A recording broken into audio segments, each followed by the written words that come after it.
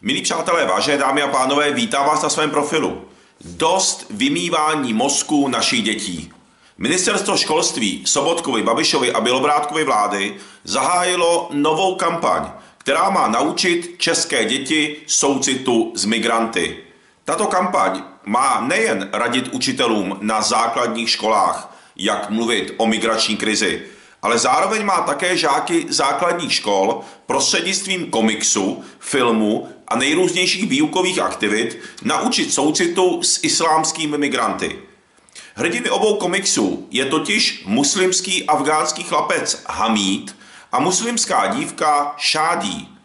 Kampaň ministerstva školství mimo jiné zcela záměrně lživě opomíjí fakt, že drtivá většina migrantů nejsou děti, ale mladí muslimští muži.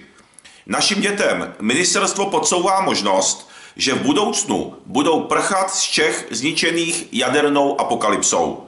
Celá kampaň je dílem politických fanatiků. Jde o emoční vydírání a strašení českých dětí. Naše hnutí Svoboda a přímá demokracie SPD odsuzuje tuto manipulativní kampaň ministerstva školství, která má pomocí komiksů a propagačních materiálů přesvědčovat žáky základních škol, tedy malé děti, o nutnosti přijímat migranty a pomáhat tak řešit jejich integraci do společnosti. Jde o součást multikulturní ideologie, kterou se snaží do českých škol prosazovat současná vláda a vedení ministerstva školství. Naše hnutí Svoboda a přímá demokracie SPD považuje multikulturní ideologii za škodlivou a naopak žádáme zavedení vlastenecké výchovy ve školách. Co si o tomto tématu myslíte vy?